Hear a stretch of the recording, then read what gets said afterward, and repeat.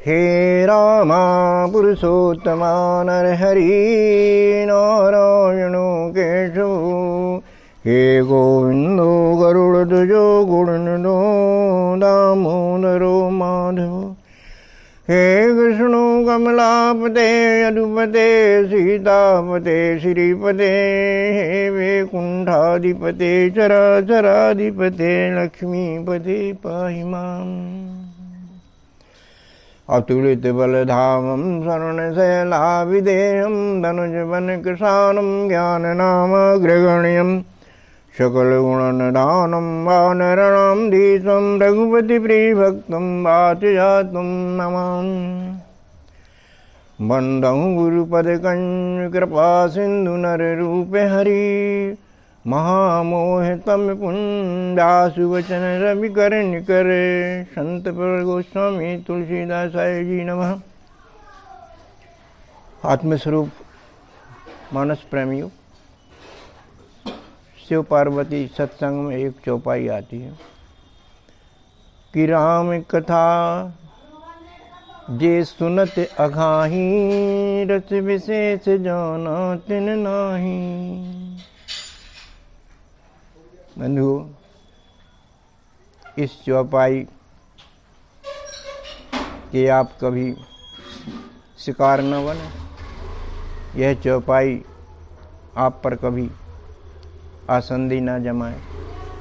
ऐसा मंगल भाव आप मेरा स्वीकार करें और मानस का नित्य आनंद लें और औरों को भी आनंद दिलाएं। बंधुओं, परमात्मा के सप्तम अवतार भगवान श्री राम जी एक आदर्श राज्य के एक आदर्श सदाचारी राजा थे। प्रजा वात्सल्य था उनमें। त्रेता युग में उन्होंने धर्मग्लानि के विरुद्ध शंखनाद किया था। परिणामतः अधर्म का तिरोहण तो हुआ ही और धर्म संस्थापन का राष्ट्रीय कार्य भी हुआ था रामराज्य के रूप में, और आज भी यह महान कार्य हो रहा है। रामराज्य अमर रहे और समाज में धर्म संस्थापन स्तर बना रहे, ऐसी अहेतु की कृपा का जो दायित्व हमारे पूर्व मनीषियों ने, साधु संतों ने संभाला था, बड़ा प्रशंसनीय कार्य किया था उन्होंने। संत प्रवर गोस्वामी तुलसीदास जी इनमें अग्रणी के रूप में गिने जाते हैं। त्रेता युग की बात करें हम तो महर्षि वाल्मीकि जी ने श्री राम सीता जी के चरित्र की लीलाओं को सहेजा था और संस्कृत निष्ठ रामायण ग्रंथ के रूप में आकृति दी, किंतु जो सबके पढ़ने में कठिन लगी। प्रभु की तत्प्रेरणा से इसी क्रम में कलयुग में संत प्रवर गोस्वामी तुलसीदास जी ने सरल सुबोध शैली का प्रयोग करके हिंदी और अवधी भाषा में रामचरितमानस ग्रंथ लिखा, जो आज आम जनता को सुलभ है और सरल है। बंधुओं, रामचरितमानस ग्रंथ मनुष्यों के लिए एक आदर्श ग्रंथ है, एक अनुकरणीय ग्रंथ है, आचरणीय ग्रंथ है और सर्वत्र वंदनीय ग्रंथ है। इस ग्रंथ के नायक श्री राम का जीवन तो एक मनुष्य का सा जीवन था। उनकी सरलता सहजता में एक असाधारण अलौकिक प्रतिभा थी। उन्होंने जो चरित्र किया, जो लीलाएं की, जो धर्म संस्थापन के उपदेश किए, वो आज के जनमानस को नए प्रतीत हो रहे हैं, नए नए अर्थ दे रहे हैं और नए नए विश्राम भी दे रहे हैं। यथार्थ में भारत देश ही नहीं, पूरा विश्व श्री राम के साहित्य को पाकर के गौरवान्वित है और अध्ययन भी चालू है इसका। हमारे संविधान निर्माताओं ने भी भगवान श्री राम के राज्य से बहुत कुछ सीखा और संविधान के प्रमुख बिंदुओं की रचना में रामराज से बहुत कुछ लिया और समाहित भी कर दिया है। भारत के राष्ट्रपिता कहलाने वाले मोहनदास करमचंद गांधी तो अपने देश में राम राज्य ही लाना चाहते थे। वो सबको सुखी, संपन्न और शांत देखना चाहते थे। उन्होंने इस हेतु प्रयास भी किए। इसलिए विश्व उन्हें आज भी एक महात्मा के रूप में जानता पहचानता है। विश्व में भारत देश का परिचय भी इन्हीं महात्मा के द्वारा होता है कि ये गांधी जी का देश है। तो आइए आज हम रामराज के कुछ आदर्श बिंदुओं पर चर्चा करते हैं। आपको उत्तराखंड की यात्रा में ले चलते हैं, काकभूषण गरुड़ सत्संग की ओर ले चलते हैं। चौपाई देखते हैं अपन। चारिऊ चरण धर्म जग माही, पूरी रहा सपने अघिन नाही। सब नर करहीं परस पर प्रीति, चलहि स्वधर्म निरत श्रुति रीति। सामान्य शब्दार्थ ये है कि राम के राज्य में धर्म पूरे चारों चरणों से चलता है। परिणाम ये होता है कि स्वप्न में भी कोई पाप करने की नहीं सोचता है। सब नर परस्पर प्रेम व्यवहार से रहते हैं, अपने अपने धर्म का पालन करते हुए, श्रुति रीतियों का पालन करते हुए अपना जीवन व्यतीत करते हैं। इसका हम भावार्थ देखते हैं। चौपाई के अनुसार धर्म के 4 चरण होते हैं। एक भी गड़बड़ हुआ तो धर्म लंगड़ा हो गया, उसकी चाल बिगड़ गई। चलने के लिए तो 4 ही चरण चाहिए, तभी समाज में, राष्ट्र में धर्म संस्थापन सुदृढ़ और सुरक्षित रहेगा। कोई धर्मग्लानि जैसे पाप समाज को आहत नहीं कर पाएंगे। तो बंधुओं, यहाँ धर्म को समझना पड़ेगा। यथार्थ धर्म क्या है? क्या हम धर्म पर अपनी सही समझ रखते हैं? आइए कुछ विवेचना लेते हैं इस संबंध में। राम जी के राज में धर्म पूर्ण रूप से धारित था, इसलिए समाज संगठित भी था, उन्नतिशील था। हर व्यक्ति अपनी जगह स्वतंत्र रहते समाज सेवा पूर्ण निष्ठा के साथ करते थे। किसी को किसी से कोई शिकायत नहीं थी। सभी भेदभाव रहित होकर आपसी प्रेम व्यवहार करते थे और सुखी और संपन्न रहते थे। ऐसी धर्म आचरणी हम हमारे शरीर में देखते हैं। शरीर 4 चरणों में विभक्त है। सिर, हाथ, पेट और पांव, सब अपना अपना धर्म माने अपने अपने करने योग्य स्वाभाविक कर्म अपनी अपनी आज़ादी से करते हैं, अपनी अपनी जगह पर रहते हुए। किसी एक के भी रुग्ण होने पर शरीर का कार्य व्यवहार संपादन बंद हो जाता है। दूसरी बात, कोई किसी के कार्य में बाधा भी नहीं डालते, पर एक दूसरे से आत्मीयता जरूर रखते हैं। कोई छोटा या बड़ा नहीं है, सब में समदर्शन रहता है। इनके धारित कर्तव्य ही इनके धर्म हुए। परिणामतः शरीर स्वस्थ और सबल रहता है तो समाज सेवा रूपी धर्म का पालन ठीक से होता रहता है इस शरीर के अंदर। बंधुओं, धर्म का तात्पर्य विचारकों ने भिन्न भिन्न स्थान, देश काल और संदर्भ में भिन्न भिन्न किया है। सब अपनी जगह सही है। सामान्यतः जो सर्वमान्य धर्म प्रतीत होता है वह है धार्यते इति धर्म। जो मनुष्य को धारित होकर आचरणी देने लायक हो वही कर्तव्य धर्म है। इस संदर्भ में एक कवि की कल्पना देखिए आप। कवि क्या कहता है? मनुष्य देवता न बने कोई गम नहीं। मनुष्य देवता न बने कोई गम नहीं, मनुष्य मनुष्य ही बना रहे कोई कम नहीं। मनुष्य मनुष्य ही बना रहे कोई कम नहीं। सुपर महत्वपूर्ण बात है ना। हाँ, मतलब ये है कि वो मनुष्य नहीं बनता, कुछ और बनता है। तो यहाँ मनुष्य धर्म अर्थात मनुष्यता धारण करना ही हुआ। हमारा परम श्रेष्ठ धर्म यही हुआ। केवल अधिकार धारण करना ही हमारा धर्म नहीं, बल्कि सौंपे गए अधिकारों के लिए कर्तव्यशील बना रहना हमारा धर्म है। दूसरे शब्दों में हम देखते हैं कि हम क्या हैं। पहले ये समझें, हमारे कई रूप रहते हैं।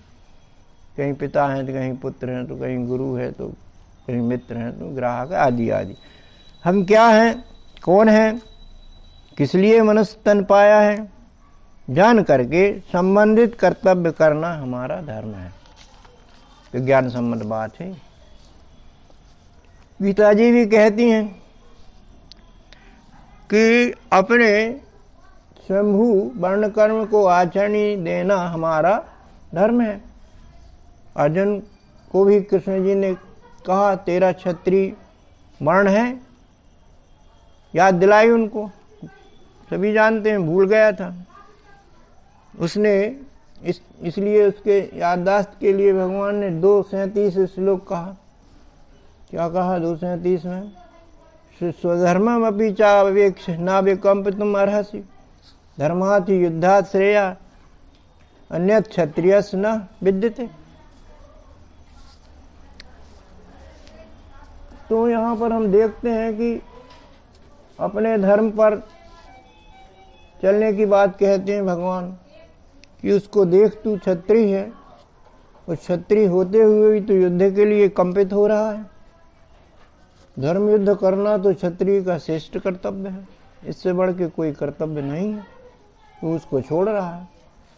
इस बात को लक्ष्मण परशुराम संवाद में हम देखते हैं कि लक्ष्मण जी परशुराम के प्रति कहते हैं कि क्षत्रिय तनु धरी समर सकाना कुल कलंक पावर तेज आना।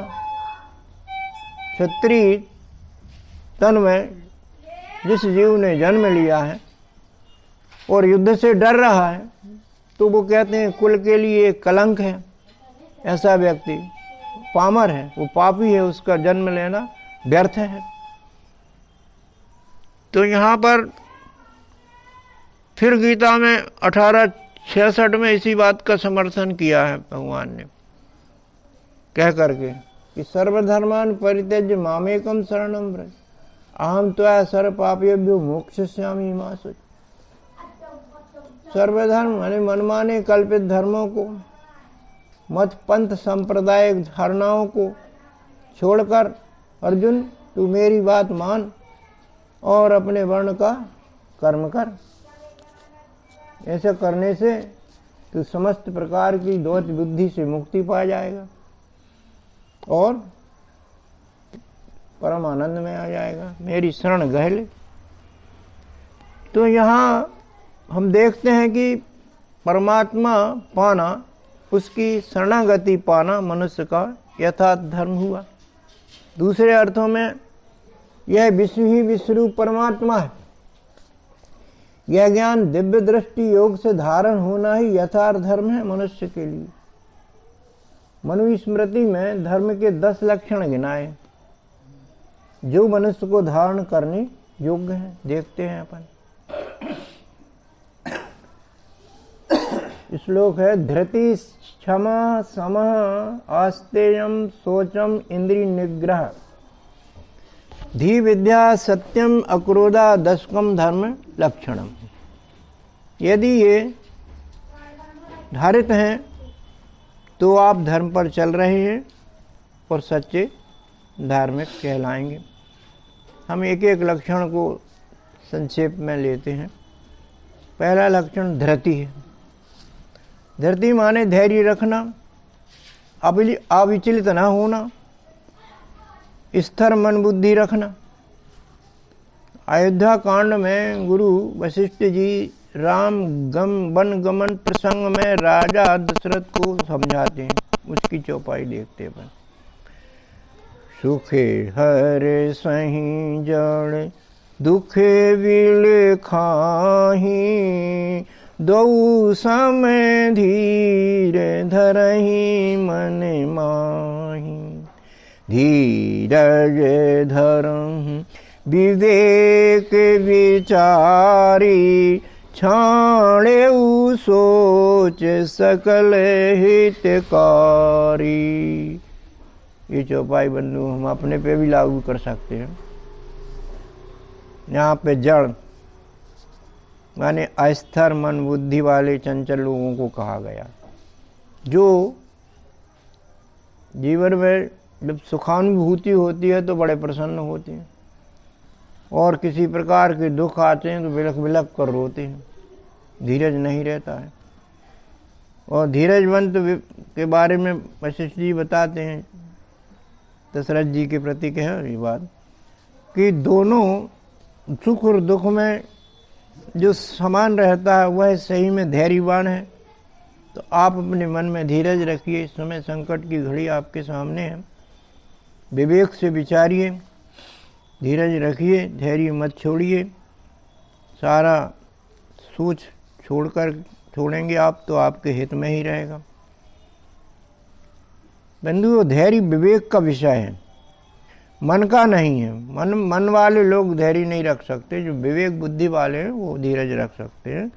सम सुख दुखम धीरा, गीता में बात आती है, वो धैर्यवान विवेकशील लोगों की बात है। तो यहाँ धैर्य रखना दशरथ जी का धर्म हुआ, और हमारा भी धर्म होना चाहिए। गीता जी सपोर्ट करती हैं इस बात का कि स्वम सुख दुख स्वस्था समलोष्टास्म कांचना, तुल्य निंदा स्तुति तथा मान अपमान हो। सुख दुख में बराबरी, समानता, विचलित ना होना, प्रसन्न ना होना, स्वर्ण में मिट्टी में पत्थर में भेदभाव न करना, निंदा हो जाए स्तुति हो जाए कोई फर्क न पड़ना, मान के प्रसंग आ जाएं, अपमान के प्रसंग आ जाएं तो भी कोई मतलब प्रभावित न होना। ऐसी सम स्थिति धृतिवान पुरुषों की ही रहती है, चंचल बुद्धि वालों की ये धरती नहीं रहती। दूसरा लक्षण धर्म का हम क्षमा देखते हैं, अपने अपराधी को क्षमा करना। जैसे द्रौपदी ने अश्वत्थामा को क्षमा कर दिया था, ये कहानी आप सबको मालूम। किसी ने कहा है कि क्षमा सोहे उस भुजंग को जिसमें गरल हो। अहित करने में समर्थ हैं पर अहित नहीं कर रहे, क्षमा कर दे रहे। तो क्षमा करना और क्षमा मांगना दोनों ही बड़ी बहादुरी के काम हैं, हर किसी के बस की बात नहीं है। तीसरा धर्म का लक्षण क्षमा के बाद सम का आता है वैचारिक संयमन। वैचारिक संयमन वाला बुद्धिमान माना जाता है। चौपाई कहती है, आगे करी पीछे पछताही, कहीं वेद बुध ते बुध नाही। जो कर लेते हैं फिर पछताते हैं, इनके लिए वेद शास्त्र विद्वान लोग बुद्धिमान नहीं मानते। ऐसा आदमी समझदार आदमी नहीं है।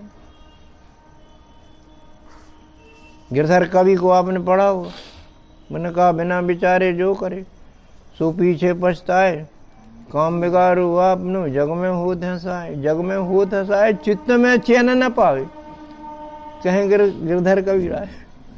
चित्त की विश्रांति नहीं होती। हम देखते बंधु तीन प्रकार के लोग होते हैं, सतोगुणी लोग, रजोगुणी लोग और तमोगुणी लोग। तमोगुणी लोगों को अपन लेते हैं तो ये बिना विचारे ही काम कर लेते, फिर चाहे कुछ हो जाए। और जो रजोगुणी होते हैं वो काम तो शुरू कर देते हैं, आप बीच में विचार करते हैं मध्यावस्था में, तो उन्हें भी बड़ी थकपहाट रहती है कि अब क्या रिजल्ट होगा। लेकिन जो सतोगुणी होता है, सतोगुणी पहले परिणाम विचारता है, इसके बाद कर्म आरूढ़ी देता है। ये धर्म का लक्षण है, सतोगुणी धर्म लक्षण कहला जाता है। मतलब परिणाम सोचकर ही काम करना चाहिए, ये हमारा समधर्म हुआ है। सोचम सुचिता, बाहर भीतर से खुद भी शुद्ध रहना और सबकी शुद्धि चाहना। पवित्र शीतल करने वाली वाणी ही निकालना, और तन मन वाणी धन और व्यवहार से हमेशा शुद्ध कर्म करना। ये हमारा शौच धर्म कहलाता है। अगला है आस्तेयम, ईश्वर को समझना कि ईश्वर है, कोई शक्ति है, तो ईश्वर है यह मानना ही आस्तिक भाव नहीं है बंधु। आस्तिक भाव है ईश्वर की खोज करना, ये सच्चा आस्तिक भाव है। यह विश्व ही विश्वरूप परमात्मा है, दिव्य दृष्टि से देखना ही मनुष्य का सच्चा धर्म है। ये है वह आस्तिक धर्म, आस्तिक भाव रखना चाहिए। इंद्रिय निग्रह, इंद्रियों का संयम, अनासक्त भाव से विषय ग्रहण करना, कोई अब टेंशन नहीं। परंतु इच्छा और जरूरत में अंतर जरूर समझना चाहिए। इच्छा उपभोग कराती है और जरूरत उपयोग कराती है। तो हम इच्छाओं को काटें और जरूरतों को पूरा करें। पेट के लिए कमाना जरूरत है, किंतु पेटी के लिए कमाना इच्छा है। यहाँ संयमन धर्म हमारा काम करता है। धी विद्या धर्म का लक्षण में आता है कि विवेक बढ़ाने वाली विद्या ही हासिल करना चाहिए, इसको धी विद्या कहते हैं। विद्या पाना बुद्धि का विषय है, जो मनुष्य का धर्म है, क्योंकि इन्हीं से मनुष्य का जीवन सुखमय बनता है। सत्यम, सत्य बोलना, सद्व्यवहार करना, तो सदा सत्य का ही हमें पक्ष लेना चाहिए, चाहे प्रताड़ित भले ही क्यों ना हो जाए। क्योंकि किसी संतजन की युक्ति है कि सत्य प्रताड़ित तो होता है परंतु परास्त नहीं होता है। सहन करना चाहिए, प्रताड़ित होना, प्रताड़ना सहन कर लें, अच्छे उद्देश्य के लिए कष्ट सह कर के भी अपन गति देवें कार्य करने की। अक्रोध भी धर्म का लक्षण है, माने क्रोध ना करना। इसके लिए क्या करें? क्रोध के क्षणों से बचें, क्रोध उत्पन्न करने वाली वाणी ना बोलें। तुलसीदास जी ने कहा है कि क्रोध के परस वचन बल। क्रोध आने के पूर्व परस वचन, कठोर वचन, कड़वे वचन, हिंसक वचन आते ही हैं। यदि वो नहीं आएंगे तो क्रोध नहीं आएगा, उसकी तपन नहीं आएगी। तुलसीदास जी ने कहा कि लोभ की इच्छा दम्भ बल। इच्छाएं ज़्यादा होंगी तो लोभ करना पड़ेगा, इच्छाएं कंट्रोल कर लेंगी तो लोभ उदासीन हो जाएगा। लोभ की इच्छा दम्भ बल, वो बल रहता है तो आदमी घमंड करने लगता है। शारीरिक बल या बुद्धि का बल या धन का बल, कई बल होते, तो आदमी को अहम हो जाता है कि मैं ये हूँ वो हूँ, वो लोगों को कम तरह आंकने लगता है। और काम के बल नारी को काम उत्पादक बिंदु कहा गया है। वो उसका सत्संग से नारी के संग काम जागे ही जागे। तुलसीदास जी ने ये बात बताई है, तो उनसे बचना चाहिए। और क्रोध के परस वचन बल, परस वचन बोलना ही बंद कर दे, आप बड़े सच्चे धार्मिक कहलाएंगे। ये धर्म है हमारा। तो मधुर भाषण ही निकालें, यही मनुष्य का वाणी का धर्म है। तो बंधुओं, राम राज्य में चारों वर्णों के लोग इन लक्षणों को धारण करते करते ही समाज सेवा करते थे। सपने में भी कोई मन में भी पाप करना नहीं सोचता था। सभी लोग आपस में प्रेम पूर्ण संबंधों का निर्वाह करते थे और श्रुति रीति का ध्यान करते हुए कार्य व्यवहार करते रहते थे। ये चौपाई का भावार्थ आता है। अगली चौपाई हम देखते हैं राम राज्य की। तुलसीदास जी क्या कहते हैं कि दैहिक दैविक भौतिक तापा, राम राज्य काहू नहीं व्यापा। नहीं दरिद्र को दुखी न दीना, नहीं को अबोध न लक्षण हीन। हम हर चौपाई को अपने में घटा लें मन ही मन। ये तो तुलसीदास जी ने इसीलिए लिखी है कि आप इस चौपाई को अपने में देखें टटोल करके, कितनी गहराई में आप हैं इस चौपाई को देख के चल रहे हैं। दैहिक बंधु दैहिक कष्ट होता, देह को कष्ट मिलते, और दैविक प्राकृतिक प्रकोप होते हैं तो शरीर को कष्ट नहीं होते हैं, ये मन को दुख होता है। और भौतिक माने वस्तुओं का अभाव, जीवन निर्वाह की वस्तुओं का अभाव, यह भी कष्टप्रद है। नहीं दरिद्र को जगमा जनता का समान कोई, तो ये ताप है, ये परेशानियां राम के राज्य में कहीं नहीं, किसी को नहीं मिलती थी। मिलती होंगी लेकिन भासती नहीं होंगी, उपचार हो जाता हो। नहीं दरिद्र को दुखी न दीना, कोई धन से दरिद्र नहीं रहता था। स्थूल बात है, धन की दरिद्रता देखते कि दर्द है, धन नहीं है। और दुखी न दीना, किसी प्रकार का दुख नहीं आता था पब्लिक को, दीनहीन अवस्था नहीं रहती, ना कोई अज्ञानी रहता, ना कोई लक्षणहीन माने अकलहीन मूर्खता वाले लोग नहीं रहते थे। रामचंद्र जी की ऐसी व्यवस्था थी। तो बंधुओं, ये आठों असुर प्रकृतियां मनुष्य का चैन हरण करती रहती, जब देखो तब मनुष्य को बेचैन करती रहती हैं। तुलसी कहते हैं कि हम यदि राम राज्य ले आए, राम को हम अपना राजा बना लें, तो हमारी ये सारी परेशानियां दूर हो जाएंगी। राम अंदर ले आए जरा, राम के गुण आ जाए, राम के गुण आ जाए तो राम बन में देर थोड़ी नहीं, वो भी तो मनुष्य अपने जैसे थे। अब इस चौपाई का हम भावार्थ करते हैं। इस चौपाई में ताप शब्द आया, यहाँ तप से ताप को समझना पड़ेगा। तप माने किसी लक्ष्य की प्राप्ति के लिए की गई कष्ट साध्य तपने जैसी क्रिया को तप कहते हैं।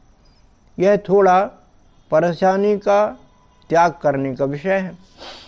और ताप माने कष्ट, परेशानी, यह शारीरिक भी हो सकती है, मानसिक भी हो सकती है, बौद्धिक सामाजिक भी हो सकती है। ऐसे ताप व्यक्तिगत भी होते हैं, समूहगत भी होते हैं, और अन्य व्यक्तियों द्वारा दिए भी जाते हैं, और प्रकृति भी देती है, उसके ताप भी हमको झेलना पड़ते हैं। तो ताप हटाने के लिए हमें तप ही करना पड़ता है।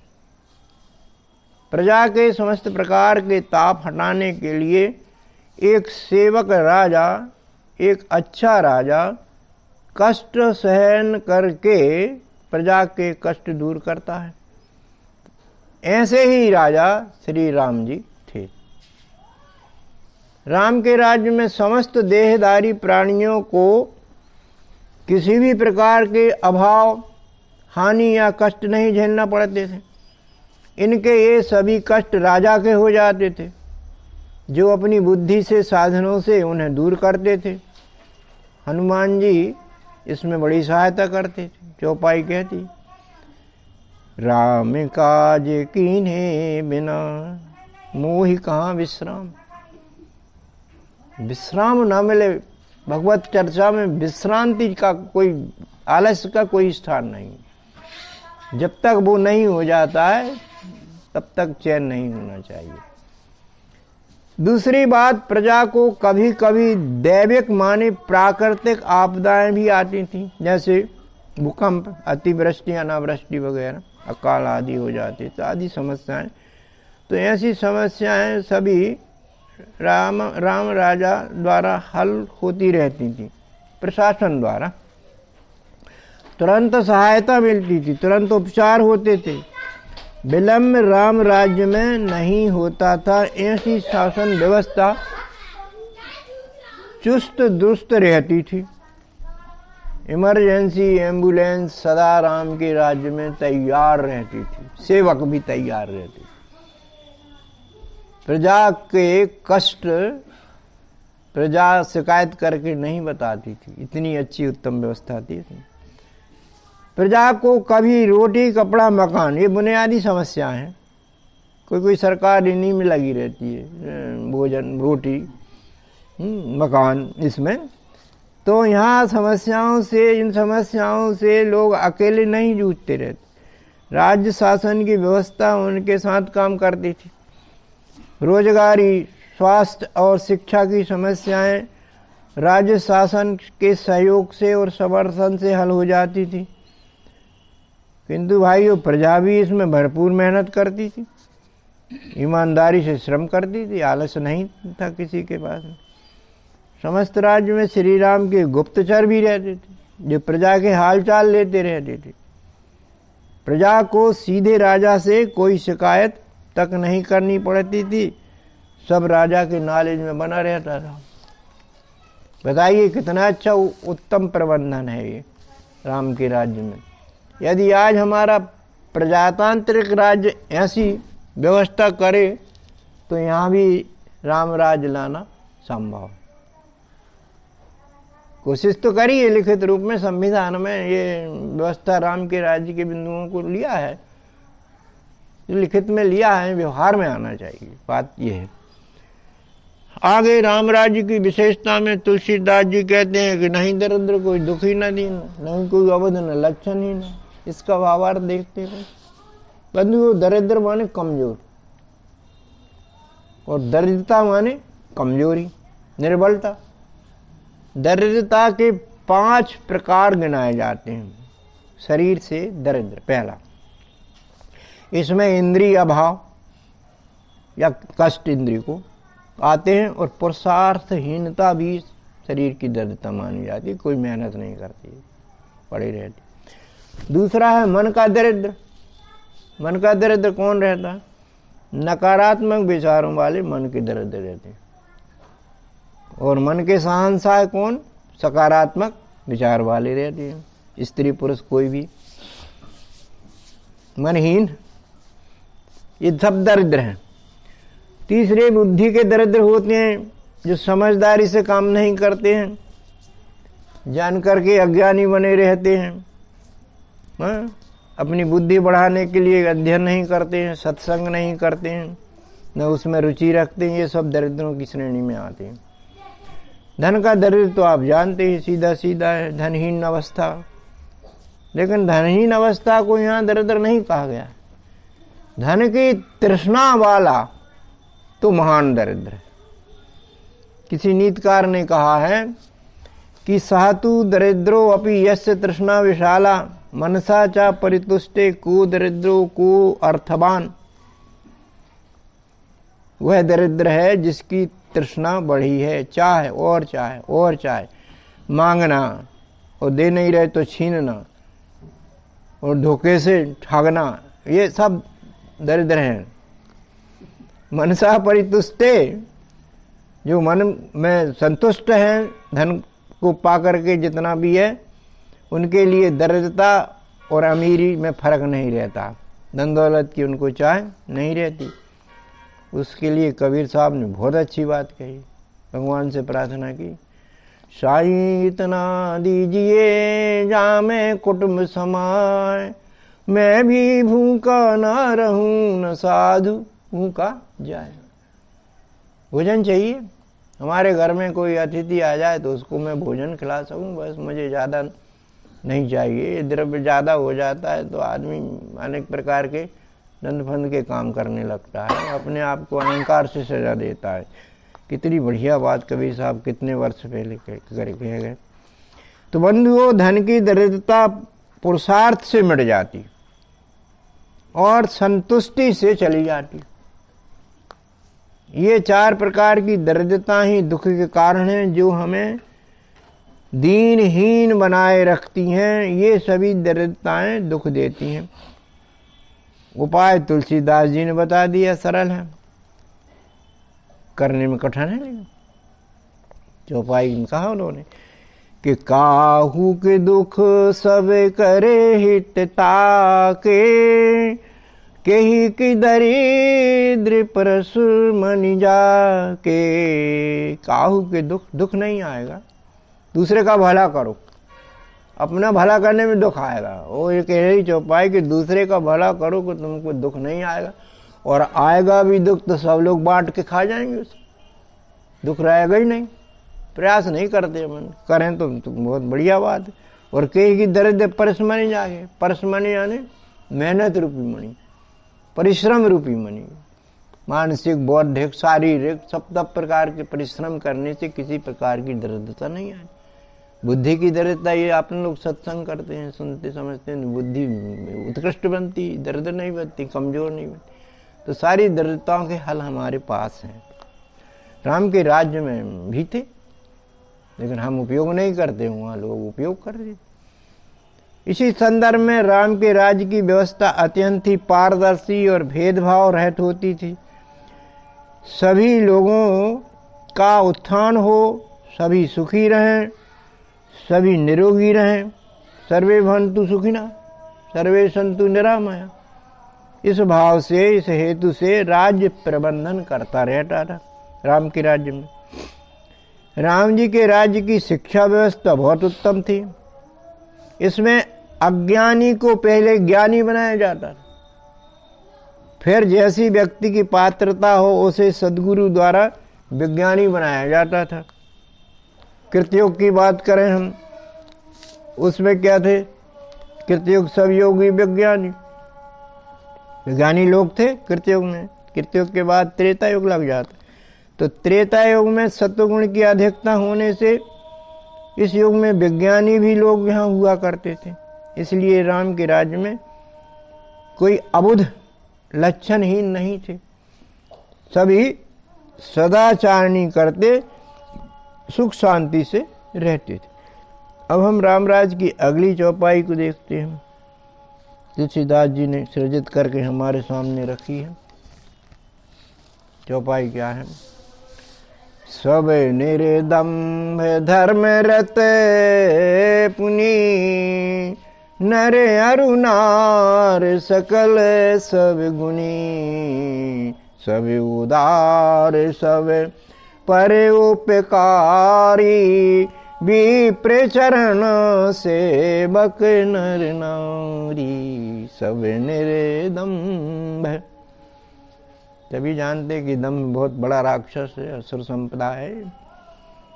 यहाँ सर्व से मतलब बंधु बहुल संख्यक से है, सभी नहीं, बहुल संख्या में लोग।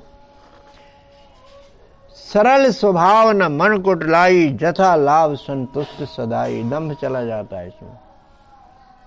दम्भी के पास ये चीज नहीं रहती, न सरल स्वभाव होता न मन सरल होता है। धर्म माने अपने अपने कर्तव्य को करेंगे तो किसी प्रकार की हानि नहीं है। अपना अपना काम करो, मन लगा करके सुखी रहो। नर अरु नार, नार और नार सब नर नारी संपूर्ण सब सब सब प्रकार से शुद्ध आचरण वाले गुणवान लोग थे। सब उदार, सब परोपकारी, औदारी सेवा करते थे दूसरे की, औदारी सुख प्राप्त करते थे। और विप्र चरण सेवक नर नारी। विप्र, ब्रह्म विद्यार्थी को विप्र कहते हैं, जो ब्रह्म विद्या लेते हैं, देते हैं, पढ़ते पढ़ाते हैं, ये सब विप्र हैं। ऐसे लोगों का समाज में नर नारियां आदर करते थे। इस चौपाई में बंधु निर्दम्भ शब्द आया है। इसके लिए पहले हमें दम्भ को समझना पड़ेगा। दम्भ असुरी संपत्ति का लक्षण है, इसको जानना जरूरी है। भगवान व्यास जी की संपदा गीता जी के 16वां अध्याय देवासुर संपद विभाग का 4था श्लोक दम्भ को परिभाषित करता है। 16:4 दम्भो दर्पो अभिमानस्य क्रोधा पारस्यमेव च अज्ञानम चाभिजातस्य पार्थ संपदाम आसुरीम। तो हम देखते हैं कि बंधु दम्भ, दर्प, अभिमान, ये तीन जो होते हैं, ये तीन प्रकार के, सामान्य भाषा में घमंड कहते हैं जिसको, ये प्रकार कमजोर मारते हैं लोगों पर। कैसी भी स्थिति आ जाए लोगों पर, वो अपने आप को कभी कम नहीं तोलते हैं दूसरे से, चाहे कैसी भी स्थिति जाए, हम किसी से कम नहीं है। ये एक प्रकार से घमंड है, अभिमान है। तो ये जो तीन प्रकार का होता है, एक दिखावे के रूप में रहता है, और एक जो छर संपत्ति आसपास दिखती है उसका घमंड रहता है, और एक शरीर का रहता है, पगड़े पगड़े रहते हैं। तो अपने को ज़्यादा समझते हैं। ऐसे 3 प्रकार के घमंड माने जाते हैं। असली संपदा के और भी लक्षण हम देखते हैं। क्रोधा पारस्मेच, क्रोध करना और कठोर वचन बोलना, अज्ञान से चलना, ये संपदाएं हैं। देखना चाहिए हमें कि हमारे अंदर तो घर नहीं कर रहे। 6 लक्षण होता है इनमें, जिनमें प्रथम है दम्भ, अवगुण। तो इससे कई लोग ग्रसित होते हैं, अपने को छोटा नहीं देखना चाहते, ना दिखाना चाहते हैं। तो दम्भ माने दिखावा करना, पखंड करना, जो नहीं होता उसे लोगों के समक्ष मंडित करना। ये अवगुण यथार्थ की बात छुपाकर अपनी बात बनाने के लिए झूठ का भी सहारा लेता। इसमें सत्य को छिपाने के लिए भारी मेहनत करनी पड़ती और पोल खोलने का भय हमेशा बना रहता है। तो इस भाव से पीड़ित व्यक्ति कभी शांत और प्रसन्न नहीं दिखता है। ये सबका अनुभव है। ऐसी आसरी संपदा राम के राज्य में नहीं थी। सभी अपने अपने यथार्थ कर्तव्यों का निर्भय होकर पालन करते थे। स्त्री पुरुष सभी इस दोष से मुक्त होकर सदाचरणी करते थे। दुराव छिपाव दिखावट कोई नहीं करते थे। ऐसा यदि हम नहीं करते हैं तो हम राम राज्य को जी रहे हैं। सब उदार, सब परोपकारी हैं, विप्रचरण सेवक नर नारी। यहाँ भी हम देखते हैं कि उदार एक मनोवृत्ति है, जो हर हमेशा कुछ दूसरों को निस्वार्थ भाव से देने को तत्पर रहती है। हमेशा इस भाव में सहायता के साथ साथ दया का भी समावेश होता है, जो कमजोर लोगों पर शीघ्र उभरती है। कमजोर कोई भी हो प्राणी, उस पर ऐसा उदार मना व्यक्ति परोपकारी रहता है। थोड़ा धन होते हुए भी देने की सामर्थ्य रखता है। ऐसे उदार मना कार्यों से उसे जो सुख मिलता है उसको औदार्य सुख कहते हैं। इस भाव से आवश्यक होकर के लोग दान पुण्य करते हैं, सदाव्रत खोलते हैं, अखंड रूप से गरीबों को भोजन वितरित करते हैं, मंदिर आदि में दान वगैरह करते हैं, जिससे बहुल संख्या में लोग लाभान्वित होते, सहायता पाते। तो उदार मना परोपकारी व्यक्ति को हम एक तरह का संत भी कह सकते हैं। काकभूषण गौड़ संवाद का अपन सत्संग से बिंदु लेते हैं। तुलसी लिखते हैं, संतों के बारे में प्रकाश डालते हैं कि परोपकार वचन मन काया, सहज संत स्वभाव खगराया। संत सहाय दुख परहित लागी, पर दुख हेतु असंत भागी। वचन से, मन से, शरीर से दूसरे का भला ही भला सोचना यदि करता है तो वो संत है, संत की पहचान। और दुख सहन करके दूसरों का भला करना ये बड़ी कठिन बात है। और दूसरे के दुख का जो हेतु बनते हैं, कारण बनते हैं, वो असंत कहलाते हैं। अन्य जगह तुलसीदास जी ने बड़ा अच्छा कह दिया कि तुलसी संत सुअम्बु तरु फूलई फलई परहेज, इतते ये पाहन हनत उतते बेफल दे। कितनी बड़ी विचित्र बात है संतों के बारे में। तो बंधुओं, राम राज्य में असंतों को तो कोई स्थान नहीं था। सब संत प्रकृति के लोग बहुल संख्या में थे। यहाँ के सभी नर नारियां उदार वृत्ति से परोपकारी कार्य करने में आगे रहते थे।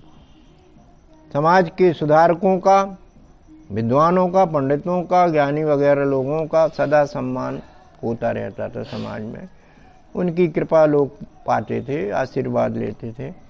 उनके उपदेश सुनकर के लोग ब्रह्मलब्धि का आनंद भी पा लेते थे और सतत सुख आनंद दोनों भोगते थे। तो बंधुओं, तुलसीदास जी चाहते भी यही थे कि लोग राम जी का आचरण सीखें और उनके उपदेश माने और सुखी रहें।